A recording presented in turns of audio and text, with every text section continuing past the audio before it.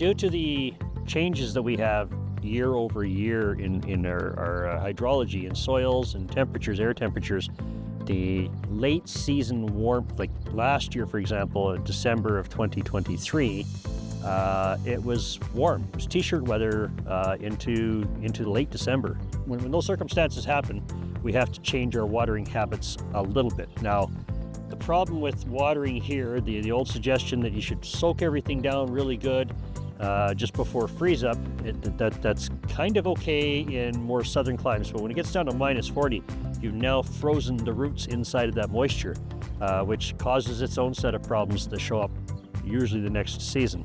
A tree's year is a day.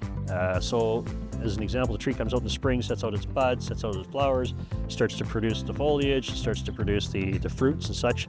That's when it's making breakfast, lunch, and supper. Come fall, when the coloration starts to change and the trees go into what they call the dormant cycle, the cytokinins come up and push the chlorophyll back into the plant. That's the yellows, the reds, and the fall colorations you see. So typically what I suggest is once you see that coloration start to change, that's when you can do your last heavy watering. And it's basically 5 times the amount that you would do on a regular watering at that point in time in the season. Now what that does is it hits the soil here and it percolates sideways and laterally all around the root system, not flooding it, making in that anaerobic situation I was talking about, and not allowing for a block of ice to encompass your tree's roots. There's no real dates, but the coloration on your trees, the poplars and lindens and Manitoba maples and all the beautiful trees we have in Southern Alberta here, when they start to change colors, that's a good time to start watering really heavily for maybe a day or two.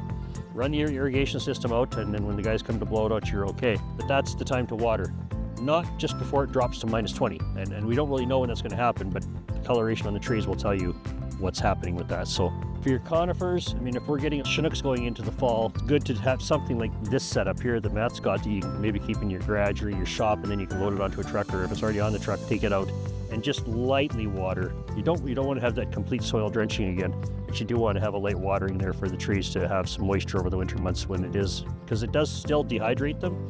When a Chinook comes in, that warm wind causes the stomata to open up and close, and it translocates the moisture. And you'll see that on green ashes in particular, the big cracks down the side, the frost cracks.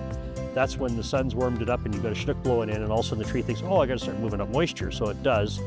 Then all of a sudden the next day it's minus 23 and all the moisture's in that outer layer and they crack. Now they typically don't fall apart because of that. I got one in my backyard, I can stick my 2 fingers in there about 1.5 inches. As long as it's not a complete crack all the way through the tree, it's still safe. That's a natural event that happens because of our Chinooks. So timing of shutting down the system, go by the coloration of your deciduous trees. If they're starting to turn, that's when you start watering heavily. They will typically do just fine throughout the winter months. We don't have snow, so you can't really cover up the roots if there's no snow, but having mulch like this available to the tree, that is a natural barrier from the frosts that we would typically get cause damage to the trees in the winter.